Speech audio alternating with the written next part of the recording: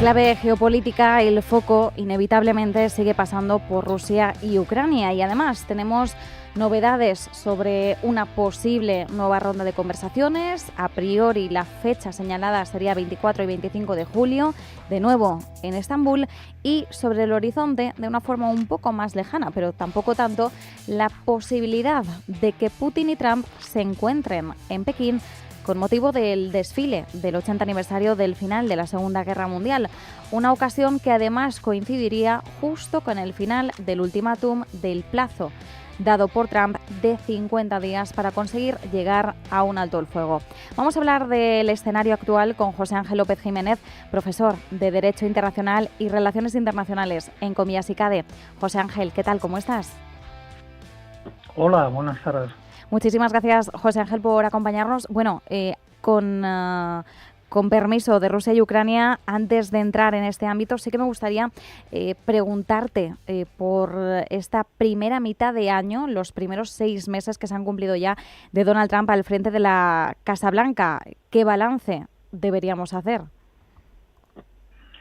Bueno, 6 meses que yo creo que a la mayoría se nos han hecho mucho más largos de lo que en realidad corresponde con lo que dice la cronología, ¿no? Porque difícilmente se pueden hacer tantas cosas y tan absolutamente disparatadas en muchos campos como las que se han hecho en este medio año, ¿no? Pues a ver, como se había previsto y yo creo que incluso sobrepasando las expectativas, pues Trump se ha convertido en el auténtico factor disruptor de las relaciones internacionales en todos los ámbitos. Es decir, si analizamos un poco a modo de dron, ¿no? que está por desgracia bastante en boga en los conflictos actuales, pues la perspectiva con respecto, pues por ejemplo, a los conflictos que están en curso, como pueda ser el de Rusia y Ucrania, o el de Israel en toda esta reconfiguración de su área geopolítica y geoestratégica en Oriente Próximo, pues desde luego el factor de Trump ha sido decisivo en sentido negativo. Es decir, lejos de conseguir una paz inmediata como había pontificado, ¿no? Incluso antes de acceder a la presidencia. En el caso de Ucrania, pues estamos viendo que se está dando una patada hacia adelante continuamente, haciéndole el juego diplomático a Rusia y posibilitando que efectivamente, como se decía con anterioridad, pues este conflicto cada vez tenga más pinta de enquistarse o de congelarse. En el caso de Israel, por ejemplo, pues estamos viendo cómo se está perpetrando una auténtica ignominia desde el punto de vista del derecho internacional humanitario, con las imágenes que vemos cada día de cómo mueren cantidades muy elevadas de población en la Franja de Gaza y cómo se está perpetrando pues un auténtico acoso desde el punto de vista del derecho internacional humanitario en el reparto, por ejemplo, de la comida, cómo no se respetan los convoyes humanitarios, ni las más mínimas reglas básicas insisto, del derecho internacional humanitario. Todo esto auspiciado y protegido por el presidente Trump. Tampoco sabemos muy bien a cuento de qué vino el bombardeo estratégico, entre comillas, de Irán, que al parecer había destruido toda su capacidad para seguir con el enriquecimiento de uranio, y que luego los informes posteriores han demostrado que en absoluto ha sido así. Y desde el punto de vista de las relaciones con sus socios y aliados estratégicos, como pueda ser la OTAN o como pueda ser la Unión Europea, pues desde luego las perspectivas no son mucho más halagüeñas. En el caso de la OTAN, ya estamos viendo 2 o 3 semanas después de la cumbre reciente de La Haya, pues para qué se quería en buena medida el incremento hasta el 5% del PIB. Pues entre otras cosas para pagar los Patriot a Estados Unidos, que en teoría van a ser enviados a Ucrania. Y así podíamos seguir con otra serie de cuestiones.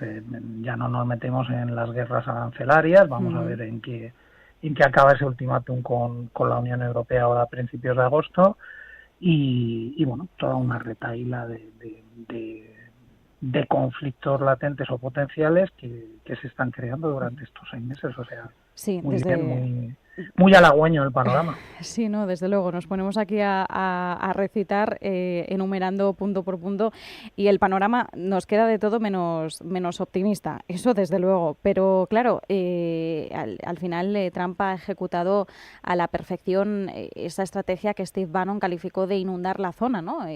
Trump ha estado en todas partes, ha estado en todos los temas, en todos ha sido protagonista, en todos ha actuado, en todos, en fin, que al final ha sido un todo. Y en recordatorio, hay que tener en cuenta que en el primer mandato esto ya fue así. Donald Trump era omnipresente en absolutamente todos los asuntos de calado internacional, y en este segundo mandato parece que incluso esa presencia se está multiplicando.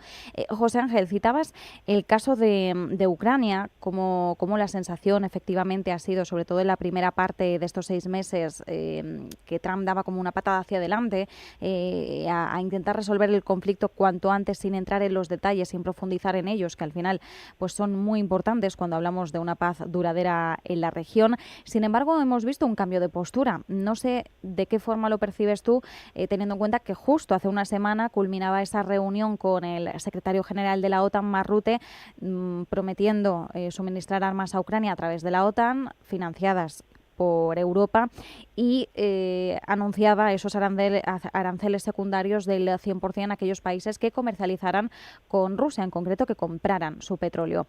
¿Cómo tenemos que tomarnos, o qué lectura debemos hacer de este aparente cambio o giro en la postura, la percepción de Estados Unidos respecto a Rusia? Sí, déjame antes de contestarte Sí. a esta pregunta, simplemente en cuestiones, por ejemplo, de política interna, no de Trump no hemos mencionado nada porque no es objeto, digamos, del tema en cuestión, pero sí, puesto que has mencionado el caso de Bannon, hay que recordar también que se está resquebrajando una buena parte del apoyo electoral que ha tenido Del Trump, movimiento MAGA, por sí. ejemplo, en las filas de MAGA, exacto. Entonces, claro, el propio Steve Bannon está escandalizado, que yo creo que para escandalizar a Steve Bannon pues hay que hacer las cosas realmente mal, precisamente sobre toda una serie de cuestiones que a priori no estaban previstas ni en la agenda electoral ni en el programa electoral de Trump. Y volviendo ya a la cuestión objeto de tu pregunta, pues a mí me da la sensación que es una estrategia puramente pendular de Trump, que lo que hace es favorecer inevitablemente los intereses de Putin. Es decir, otorgarle ahora, por ejemplo, casi de 2 meses de espacio para llegar a ese alto el fuego o esa tregua o como queramos llamarlo, desde luego nunca un acuerdo de paz definitivo en el caso del conflicto Ucrania-Putin, yo creo que es desconocer completamente o no, porque a lo mejor en realidad se nos están escapando muchas de las cuestiones que hay detrás de este tipo de negociaciones. Es que yo creo que en muchas ocasiones se está mostrando determinados proyectos o determinados acuerdos o determinados encuentros, como los 2 que se han celebrado en Estambul y el tercero que se pueda celebrar en Estambul o en Pekín, como se ha estado mencionando. En realidad se nos está vendiendo, se nos está trasladando como que el trasfondo de la cuestión tiene que ver con la guerra de Ucrania, y en realidad a lo mejor las nubes o los mensajes nos están ocultando otra serie de historias, ¿no?, que hay detrás, y que en realidad el objetivo principal no es conseguir un acuerdo de paz inmediato en Ucrania. En el caso de Putin, es un auténtico maestro en la gestión de la solución pacífica de controversias, sea política o sea diplomática, en todos los conflictos en el antiguo espacio soviético. O sea, desde Transnistria a Nagorno-Karabaj, pasando por Osetia del Sur, Abjasia, en el caso de Ucrania. Es decir, podemos ver cómo los conflictos se congelan por parte del Kremlin sin edie, y ahí siguen. Y a mí me da la sensación, como se comentaba al principio, que efectivamente cada vez da más la sensación de que en el caso de Ucrania puede suceder esto.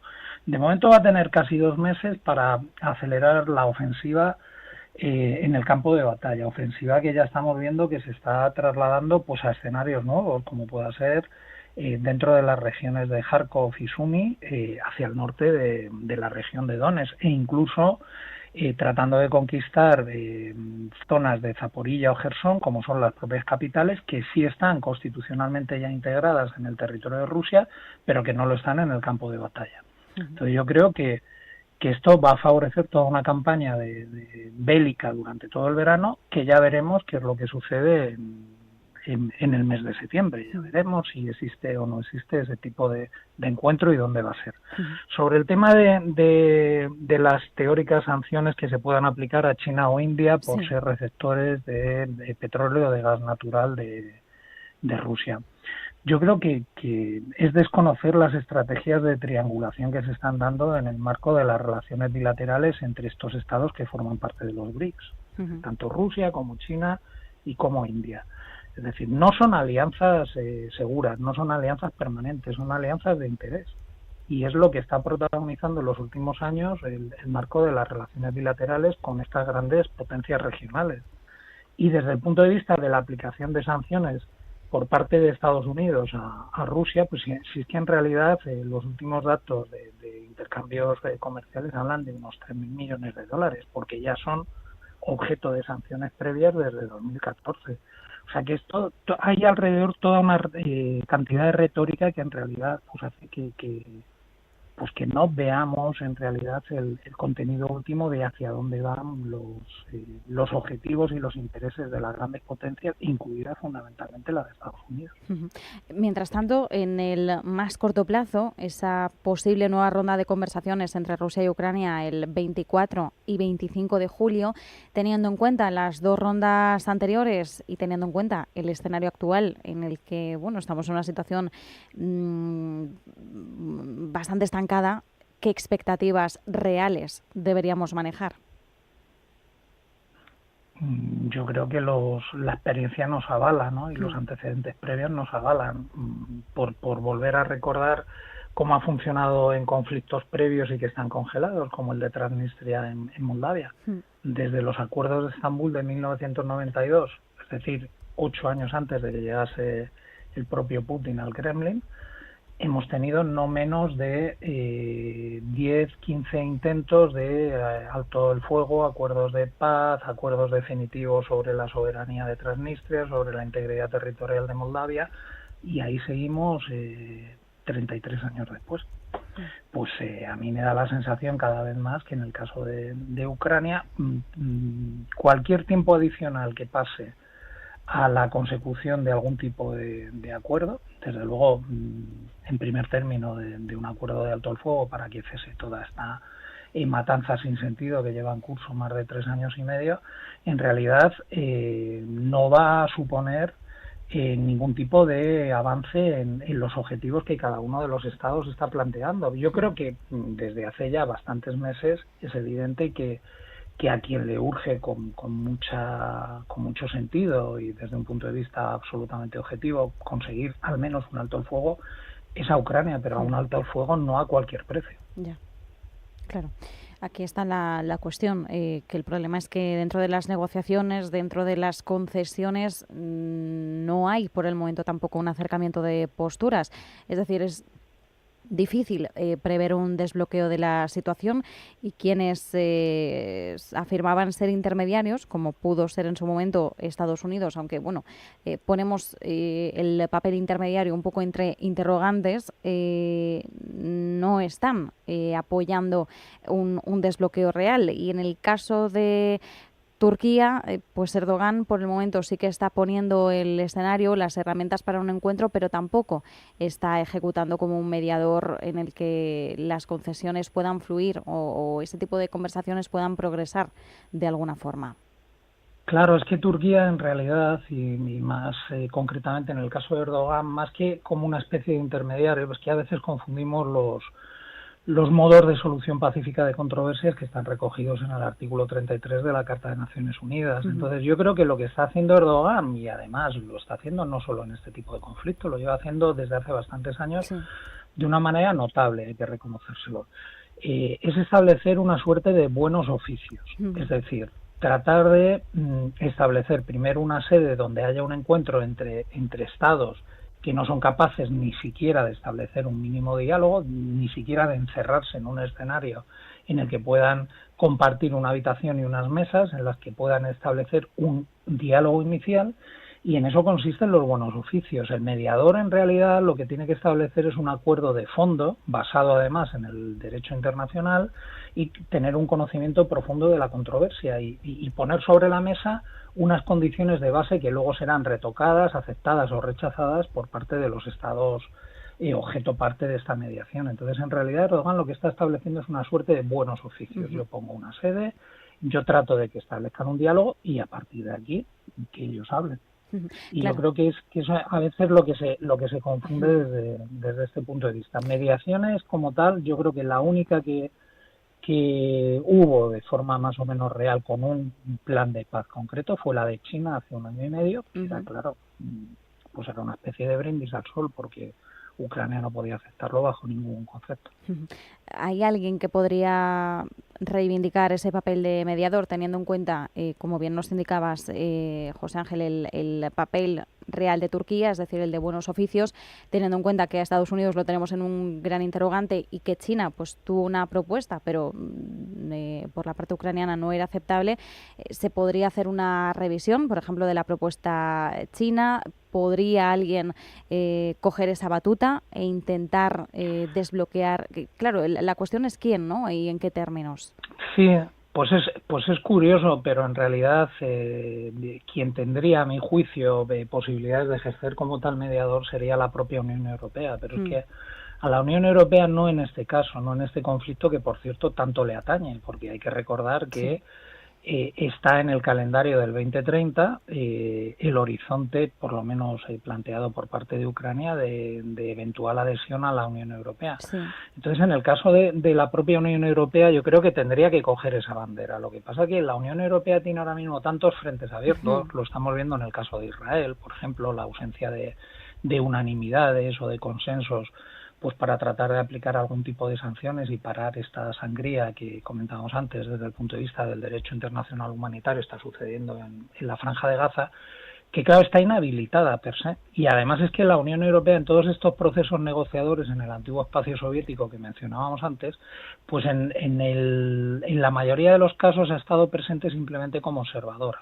Es decir, la OSCE sería otra organización que podría ejercer como mediadora, pero claro, la OSCE está tan absolutamente desacreditada desde el punto de vista del, si se me permite, el ninguneo que ha sufrido por parte de Rusia en procesos anteriores, como los procesos de Minsk 1 y 2 en 2014 y 2015, en el caso de Ucrania, o como procesos, por ejemplo, en el caso de Georgia o de la propia Moldavia, que tampoco puede recoger ese testigo. En último término, cabría la posibilidad pues de unos Estados Unidos, pero con una administración absolutamente diferente a la que en estos momentos pues detenta la presidencia, por las razones que ya hemos comentado antes. Claro, pero y además también tendría un escollo adicional, porque Rusia quizás no aceptaría la Unión Europea como mediador. Claro, sí, el problema es que cada una de las partes pues propugna un teórico mediador o un teórico facilitador de una solución, llamémoslo así, que lógicamente pues defienda al menos en parte o parcialmente sus intereses. Y en el caso de los conflictos que hemos mencionado antes y el propio de Ucrania desde 2014, pues es que Rusia ha estado en muchas ocasiones como una especie de mediador de parte.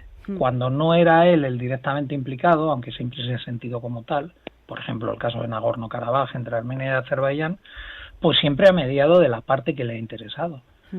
Inicialmente en el caso de Armenia, y cuando ha habido que dejar caer el enclave de Nagorno-Karabaj, como ha sucedido hace unos meses, pues lo ha dejado caer. Entonces, claro, en este tipo de escenarios es muy complicado. Naciones Unidas pues está completamente inhabilitada pues por la obsolescencia de la actual configuración del Consejo de Seguridad y de los famosos derechos de veto. Entonces es una cuestión muy complicada, muy compleja, donde al final, lejos de recurrir a instrumentos puramente de resolución de controversias políticos o diplomáticos, pues estamos supeditados a los intereses de las grandes potencias que están utilizando a terceros estados, y esto vale para el conflicto de Ucrania. La propia Ucrania como tercer estado perjudicado, como a los conflictos que estamos viendo en Oriente Próximo y en Oriente Medio, el caso de Siria, por poner otro ejemplo.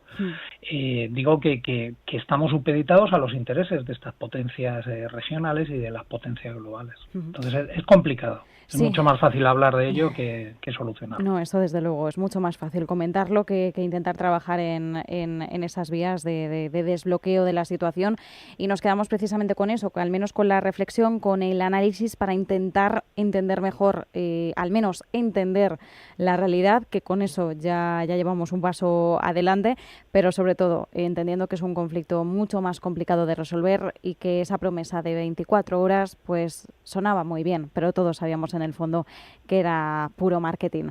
Así que José Ángel López Jiménez, profesor de Derecho Internacional, Relaciones Internacionales en Comillas y CADE, muchísimas gracias. Un abrazo. Un abrazo, gracias. Mensaje de Marga para sus jefes. Oye, chico,